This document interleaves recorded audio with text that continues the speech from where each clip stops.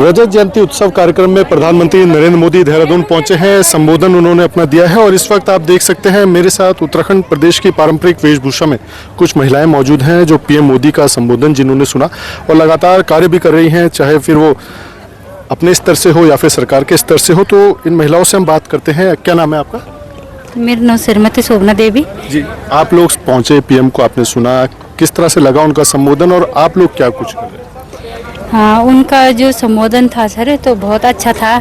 और सबसे पहले हमें अच्छा ये लगा है कि पहले हम मोदी जी को टीवी में देखते थे, आज हम उनको स्वयं ही मतलब देखे हैं, बात किए हैं, हमारे सामने खड़े हुए, तो हमें बहुत अच्छा लगा है सर। और उत्तराखंड में उनका हम उत्तराखंड की तरफ से धन्यवाद भी करते हैं, अपनी देवभूमि की तरफ से। स्थानीय भाषा में पीएम साहब ने संबोधन शुरू किया, क्या कहेंगे इस चीज को लेकर और क्या कुछ लगता है आपको कि उनके संबोधन से कितना फायदा नुकसान क्या है? हमें बहुत ही अच्छा लगा है कि माननीय प्रधानमंत्री जी यहाँ पे आए हैं और हमने उनसे लाइव बात की, मतलब मुझे जी। चलिए, और भी लोग मौजूद हैं, आपसे पूछ लें आपको कैसा लगा पीएम साहब यहाँ पर पहुंचे, आप लोगों के बीच थे?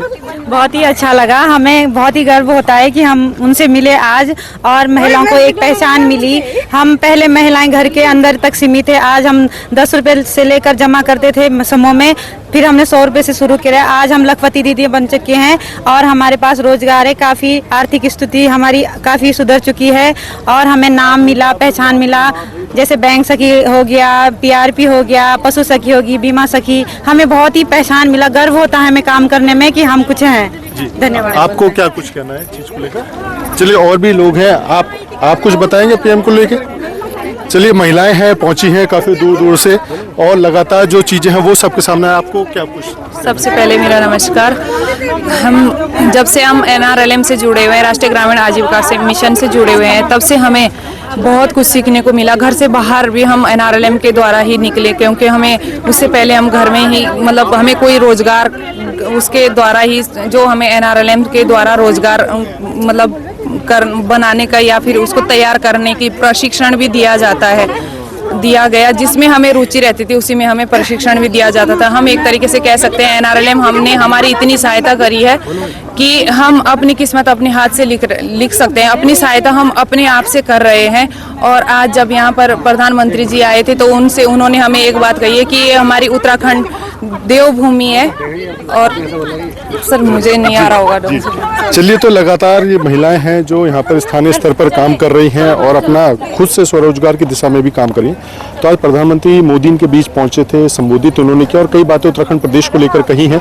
साथ ही 25 साल बीत चुके हैं, किस स्थिति में आज हमें इसको बखूबी बयां किया गया है, लेकिन आगे के 25 साल किस तरह से होंगे, कितना बेहतर हमको बनना है, इसको लेकर भी एक रोड मैप तैयार करने की बात प्रधानमंत्री मोदी की तरफ से की गई है। अजीत कांबोज, उत्तराखंड न्यूज, देहरादून। प्रधानमंत्री नरेंद्र मोदी ने आज एक बड़ा कहा है, संदेश जो दिया है कि अगले 25 साल में हमें वेलनेस की तरफ ध्यान देना है और इस तरफ ध्यान देना है कि कैसे हम स्पिरिचुअल। देखिए, आज उत्तराखंड को जिस तरह से आज 25 साल पूरे हुए और इसके तहत माननीय प्रधानमंत्री जी इस रजत जयंती समारोह को जो संबोधित किया, उत्तराखंड के वासियों का दिल को छू लिया है। और उत्तराखंड के प्रति जो यहाँ की भाषा, यहाँ की बोली को लेकर के जिस तरह से उन्होंने अपने शब्दों में दोहराया है, ये बहुत बड़ी उपलब्धि हम सबके लिए। और मैं उनको एक बार धन्यवाद ज्ञापित करना चाहूँगा और बहुत बहुत शुभकामनाएं देना चाहूँगा। प्रधानमंत्री जाए, उन्होंने काफी बातें बोली हैं, क्या कुछ कहेंगे?